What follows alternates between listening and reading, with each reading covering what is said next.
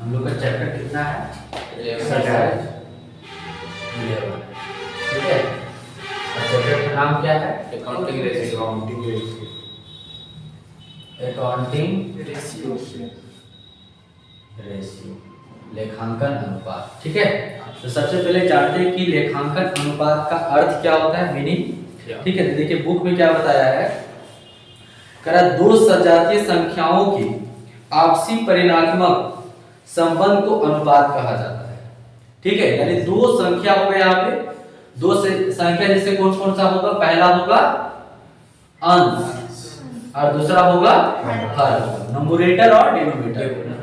और दोनों क्या होना चाहिए, संख्या सजातीय होना चाहिए। ठीक है। जैसे अभी एग्जांपल बताया, अगर ऊपर वाला केजी में होगा तो नीचे वाला भी क्या होना चाहिए, केजी में होना चाहिए। इसका मतलब होता है सजातीय। यहाँ पे यही मीनिंग में बताया है कि दो सजातीय संख्याओं के आपसी परिणात्मक संबंध को अनुपात कहा जाता है। ठीक है। और आगे क्या लिखता है, कर अनुपात की गणना के लिए दो संख्याओं की आवश्यकता होती है। यदि आप रेशियो कैलकुलेट करना चाहते हैं तो आपके पास दो डाटा होना चाहिए। पहला डाटा कौन सा होगा, अंश होगा, दूसरा डाटा हर होगा। और क्या बोलता है, एक संख्या का नाम क्या होगा, न्यूमरेटर। पहले वाले को क्या बोलेंगे, अंश को इंग्लिश में क्या कहा जाता है, न्यूमरेटर। और दूसरी संख्या डिनोमिनेटर होगा, जिसको हर कहते हैं, के स्थान पर रखा जाता है। एक संख्या में दूसरी संख्या से भाग देकर, मतलब एक और दूसरे से भाग देंगे तो क्या निकल के आएगा, रेशियो निकलेगा। उसी को हम लोग अनुपात कहते हैं। ठीक है। तो मीनिंग लिख लेगा। चलिए अब हम लोग जानते हैं कि रेशियो में कितने टाइप्स ऑफ रेशियो पढ़ना है, यानी कितना मेथड है टोटल। ठीक है। चलिए हम यहाँ पे बताए हैं, देखो पहला क्लासिफिकेशन ऑफ अकाउंटिंग रेशियो। कितने तरह से अकाउंटिंग रेशियो को कैलकुलेट हम कर सकते हैं, कितना मेथड है एक तरह से। ठीक है। तो टोटल मेथड कितना है, 4 है, 1 2 3 4 है। पहला क्या है, लिक्विडिटी रेशियो। पहला कौन सा रेशियो है, लिक्विडिटी रेशियो है। और सेकंड है सॉल्वेंसी रेशियो, और थर्ड है एक्टिविटी रेशियो, और फोर्थ है प्रॉफिटेबिलिटी रेशियो। ठीक है। लिक्विडिटी रेशियो के अंतर्गत टू टाइप्स ऑफ रेशियो है। पहला है करेंट रेशियो और सेकंड है लिक्विड। लिक्विड को दूसरा नाम से जानेंगे क्विक रेशियो। ठीक है। लिक्विड को सेकंड नाम से जानेंगे क्विक रेशियो कहेंगे इसको। ठीक है। सॉल्वेंसी रेशियो के अंतर्गत कितना पढ़ना है, तो टोटल है 4। पहला है डेब्ट इक्विटी रेशियो, सेकंड है प्रोप्राइटरी रेशियो, थर्ड है टोटल एसेट टू डेब्ट रेशियो, और फोर्थ है इंटरेस्ट कवरेज रेशियो। ठीक है। 4 है टोटल पढ़ना। एक्टिविटी रेशियो के अंतर्गत कितना है, तो टोटल 1 2 3 4 5 6 है टोटल। ठीक है। पहला क्या है, inventory turnover ratio, trade receivable turnover ratio, 3 है trade payable turnover ratio, working capital turnover ratio, fixed asset turnover ratio, और लास्ट है करंट एसेट टर्नओवर रेशियो। ठीक है। तो मुख्य रूप से हम लोग अगर सिलेबस की बात करें तो ये दो जो लास्ट वाला है, ये दो नहीं पढ़ना है। स्टार जो लगाए हुए हैं इसका मतलब ये हम लोग को नहीं पढ़ना है एक तरह से। ठीक है। चलिए तो काफी है इतना रेशियो पढ़ना, कितना 1 2 3 4, ये काफी है 4 तक पढ़ना। ठीक है। बाकी इसमें से चारों पढ़ना है, ये दो पढ़ना है। ठीक है। चलो प्रॉफिटेबिलिटी रेशियो में कितना है, तो पहला नाम है ग्रोस प्रॉफिट रेशियो, ये भी पढ़ना है। ऑपरेटिंग रेशियो ये भी पढ़ना है, ऑपरेटिंग प्रॉफिट रेशियो ये भी पढ़ना है, नेट प्रॉफिट रेशियो, और रिटर्न ऑन इन्वेस्टमेंट रेशियो, और earning per share ratio, dividend per share, और प्रॉफिट अर्निंग रेशियो।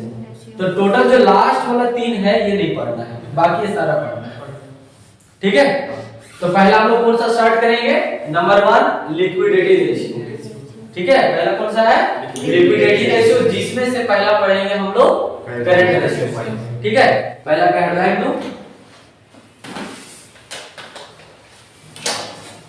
हटा देते हैं इसको।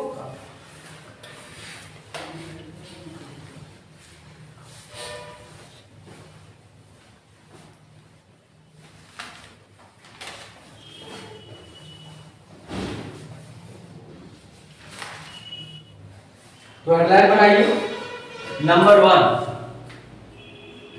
1 कौन सा है, लिक्विडिटी रेशियो। Liquidity ratio.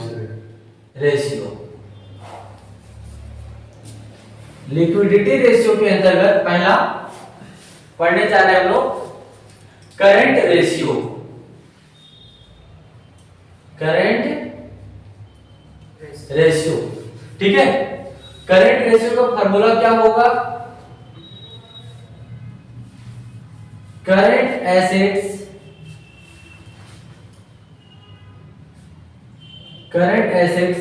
बटा करंट लायबिलिटीज, ठीक है। करंट एसेट बटा करंट लायबिलिटी होगा, हो गया। तो क्या लिखे हम लोग? करंट रेशियो का फार्मूला क्या हो गया? Current asset by current liability. याद रखना है करंट रेशियो का फार्मूला क्या है? Current asset by current liability. Combination दोनों को मिल रहा है कि नहीं मिल रहा है? देखो थोड़ा सा इसमें एक चीज लिखाते हैं, बैलेंस शीट लिखवाते हैं, ठीक है। आप कंपनी का बैलेंस शीट देखे होंगे, है कि नहीं? कंपनी का बैलेंस शीट देखे है ना? लो नहीं बोलता है सर, नहीं देखा है? क्यों नहीं बोलता है?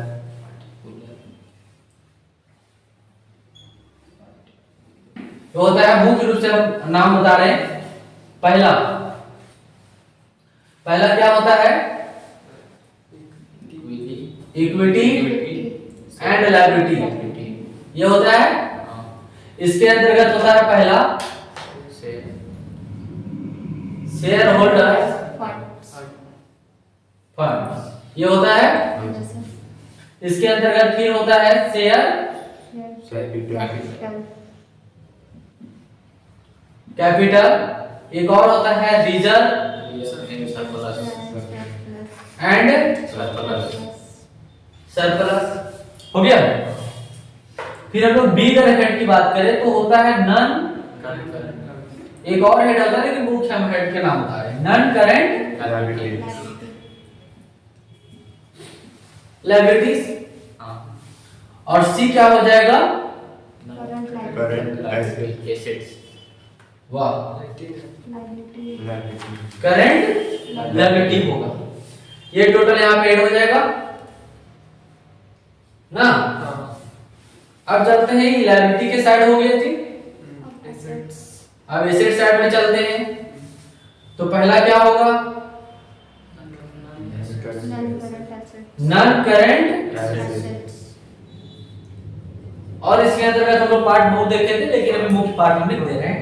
नॉन करंट एसेट सब उसी के अंतर्गत होता है, फिक्स्ड एसेट, इन्वेस्टमेंट, लेकिन अब ये शॉर्ट नाम लिख दे रहे हैं। दूसरा हेड कौन होगा? करंट एसेट होगा। ये टोटल दोनों साइड में इक्वल आता है कि नहीं? तभी हम जो रेशियो का मीनिंग बताएं, क्या बताएं कि अंश और हर की जो संख्या होगी दोनों क्या होगा? एक यानी समान जाति का होना चाहिए, ठीक है। तो यहाँ पे देखो हम लोग करंट रेशियो का रेशियो निकाल रहे हैं, करंट एसेट का एक तरह से रेशियो निकाल रहे हैं, तो दोनों जो होना चाहिए करंट का होना चाहिए, ठीक है। तो पहला किससे कॉम्बिनेशन मिलेगा? अगर इसका कॉम्बिनेशन लगाएं तो करंट एसेट, और किससे कॉम्बिनेशन लगेगा? करंट लायबिलिटी से। और जब अगला हम लोग कॉम्बिनेशन लगाएंगे, ये तो लोग नॉन करंट में करवा दिया जी, है ना। ये देखो यहाँ पे करंट लायबिलिटी और किससे? करंट एसेट से। और फिर अगला नॉन करंट एसेट और नॉन करंट लायबिलिटी से कॉम्बिनेशन लगेगा, है कि नहीं? तो सिंपल याद रहेगा फार्मूला, अभी हम नॉर्मल बता दिए, ठीक है। आगे और हम पढ़ेंगे वैसे वैसे डिफाइन करते चले जाएंगे, लेकिन अभी सिर्फ करंट रेशियो के लिए बात बताएं कि करंट रेशियो का फार्मूला हो जाएगा current asset by current liability, ठीक है। अब हम लोग को ये जानना पड़ेगा कि करंट एसेट में कौन कौन सा आइटम होता है और करंट लायबिलिटी में कौन कौन सा आइटम होता है। तो हम लोग पिछली क्लास में पढ़े हैं कि बहुत अच्छे तरीका से कि करंट एसेट के अंतर्गत कौन कौन सा एसेट होता है और करंट लायबिलिटी के भी अंतर्गत कौन कौन सा एसेट होता है ना। फिर भी हम थोड़ा सा हिंट कराते हैं, चलो देखो बुक में, ठीक है।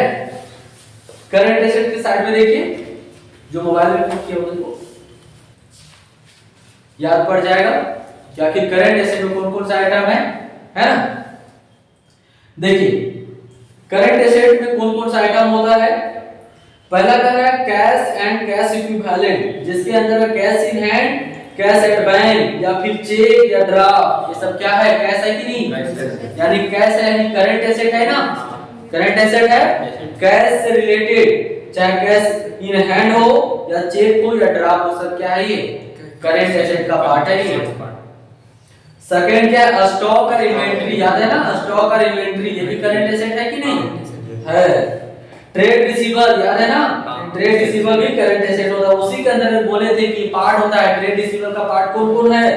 सन्ड्री डेटर और बिल्स रिसीवर। और अगर नहीं भी याद है तो ये भी याद रख लेना है कि ट्रेड रिसीवर के अंदर जो है सन्ड्री डेटर और बिल्स रिसीवर होता है, क्योंकि जब तक ये नहीं जाना होगा तभी पूरा चैप्टर में प्रॉब्लम क्रिएट करेगा, इसीलिए ये याद होना चाहिए। इसीलिए पहले ही सब को पढ़ा दिया जाता है। कंपनी बैलेंस शीट पहले देखें, वहां याद रखें, तभी ना हेड का नाम लिख सके हम लोग। वहां पे हम लोग से पूछा गया था है ना कि इन्वेंटरी कौन सा हेड के अंतर्गत आता है, तो हम जाने तभी तो वहां पे हम बता पाए। तो वहां पर भी सीखे। और अगर कंफर्म हुआ हो तो बढ़िया से पढ़ लो, क्योंकि चैप्टर में पूरा आपको लगभग देख रहे थे कितना मेथड पढ़ना है, तो सभी में सारा यूज होगा। और आप नहीं जानेंगे तो पहचान नहीं पाइएगा तो फिर क्वेश्चन बनेगा नहीं, इसलिए इसको याद कर लेना बढ़िया से, ठीक है। तो पहला कौन हो गया? Cash and cash equivalent. Cash at bank हो गया, चाहे ड्राफ्ट हो चेक हो, ये सब क्या है? कैश का पार्ट है, यानी करंट एसेट, ठीक है। मतलब करंट एसेट मतलब क्या हो गया? जो एक साल के अंदर से कन्वर्ट हो जाए, इट्स कॉल्ड क्या है? करंट एसेट, ठीक है। जो भी एसेट एक साल के अंदर कन्वर्ट हो जाए उसको हम लोग क्या कहते हैं? करंट एसेट कहते हैं, ठीक है। तो कैश भी आपका कन्वर्ट होगा, ड्राफ्ट भी होगा, चेक भी होगा, ठीक है। इन्वेंटरी जो आपके पास गुड्स है वो भी कन्वर्ट हो जाता है कैश में, ठीक है। ट्रेड रिसीवेबल डेटर, आपके पास जो कस्टमर उधारी है, जो सामान आप जिसको उधारी बेचे हैं, वो भी एक साल के अंतर्गत कन्वर्ट हो जाता है कैश में, इसीलिए क्या है? करंट एसेट, ठीक है। और क्या है जी? प्रोविजन फॉर डाउटफुल डेट, ये भी आ जाएगा। और देखिए आगे क्या लिखा हुआ? शॉर्ट टर्म इन्वेस्टमेंट या फिर करंट इन्वेस्टमेंट, कम समय के लिए इन्वेस्टमेंट किया गया है, कम समय के लिए, तो बताइए करंट एसेट है कि नहीं? बिल्कुल। आगे है short term loan and advance, ये भी करंट एसेट है। चलिए आगे है अदर करंट एसेट में और आ जाएगा प्रीपेड एक्सपेंसेस, याद रखना है ये सब प्रीपेड एक्सपेंसेस, मतलब पहले एडवांस दे दिए, खर्चा करने से पहले हम पैसा को दे रखे हैं। बताइए अगर खर्चा करने से पहले अगर हम दे दिए हैं तो उसका फिक्स टाइम होगा कि नहीं? कि 10 दिन 15 दिन के बाद ये हम इसको खर्च करेंगे, बताइए तो करंट एसेट कन्वर्ट हो गया पूरा। इंटरेस्ट एक्रूड ऑन इन्वेस्टमेंट, ये भी करंट एसेट है। एडवांस पेमेंट ऑफ टैक्स, आप टैक्स का एडवांस करके रखे, वो भी आपका करंट एसेट, वो भी आपका एक साल में उसका क्या हो जाएगा? चुकता हो जाएगा। तो क्लियर हुआ जी करंट एसेट में कौन कौन सा आता है। अब चलते हैं करंट लायबिलिटी की ओर। तो देखिए वहां दिख रहा है करंट लायबिलिटी में पहला है नंबर 1 शॉर्ट टर्म बोरोइंग, याद रखना। लॉन्ग टर्म बोरोइंग हो जाएगा तो कौन चल जाएगा? Non current liability. तो पहला है शॉर्ट टर्म बोरोइंग, जिसके अंदर में पहला कौन सा है? लोन पेबल ऑन डिमांड, है ना। और डिपॉजिट या फिर लोन एंड एडवांस, ये सब क्या आपका लायबिलिटी है। अब कौन सा लायबिलिटी है? करंट लायबिलिटी है। आपको एक साल के अंतर्गत इसको क्या करना पड़ेगा? चुकाना पड़ेगा, कंपनी को देना पड़ेगा, है कि नहीं?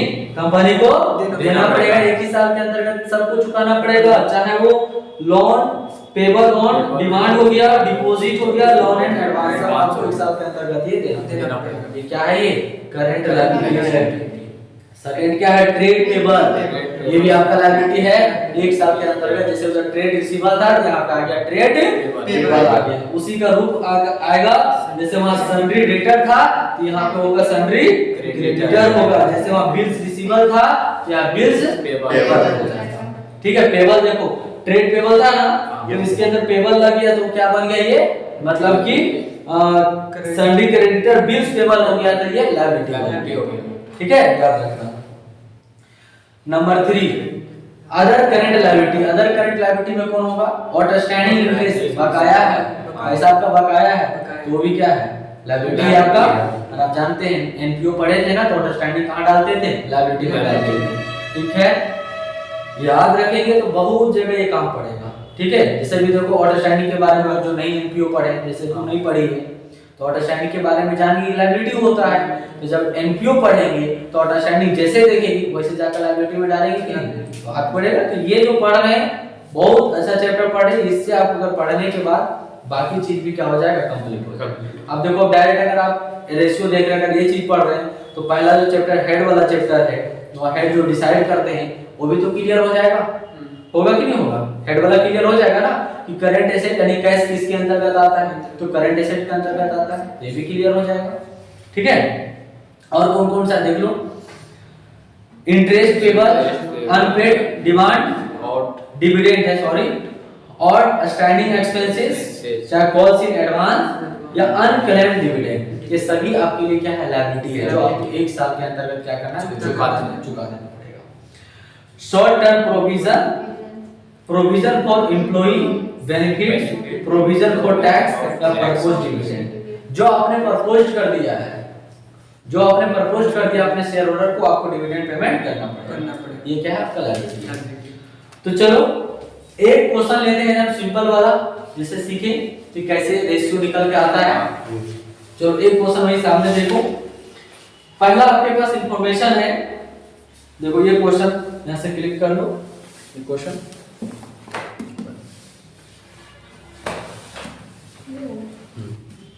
हो गया।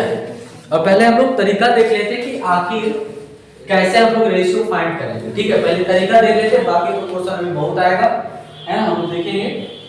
तो नंबर 1 क्या लिखा हुआ है, from the following particulars you are required to calculate current ratio. Current ratio calculate करना है तो करंट रेशियो का सबसे पहले फार्मूला लिख लेना है। क्या करना है, करंट रेशियो का सबसे पहले फार्मूला लिख लेना है। उसके बाद यहाँ पे 2 हेड बना दीजिए कि पहला हमको क्या चाहिए, पहला स्टेप नंबर 1 में क्या चाहिए, करंट एसेट चाहिए, क्या चाहिए, करंट एसेट। अब करंट एसेट के अंतर्गत जो जो भी आइटम होगा सबको हम लोग क्या करेंगे, ऐड करेंगे। तो देखिए आपके पास इंफॉर्मेशन वहां पर दिया हुआ है, तो कौन कौन सा है करंट एसेट, तो देखो पहला क्या है, स्टोव।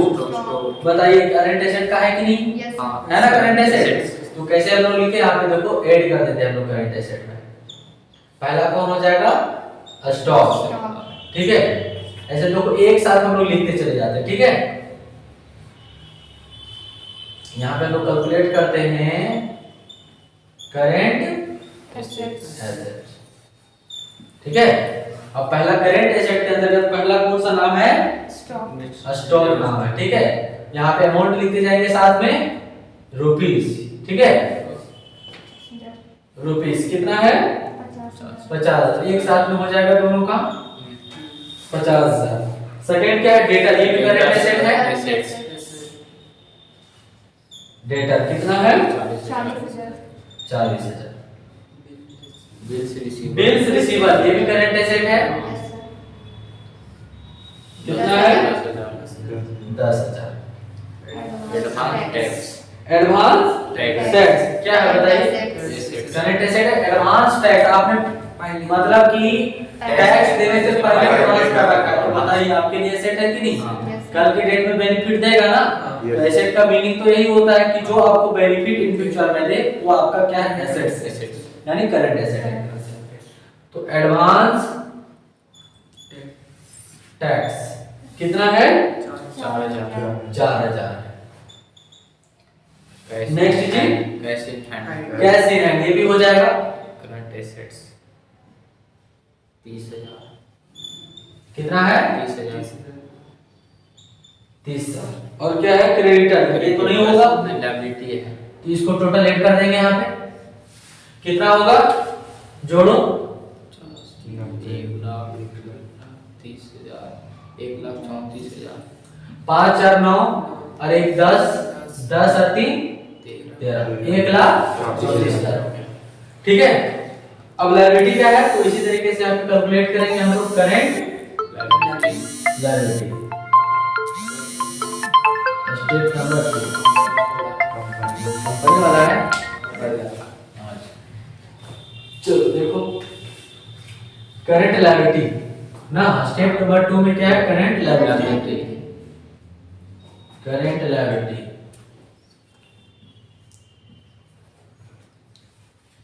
करंट लायबिलिटी इसी तरीके से इसमें भी नाम लिखते जाएंगे। पहला कौन सा है, क्रेडिटर।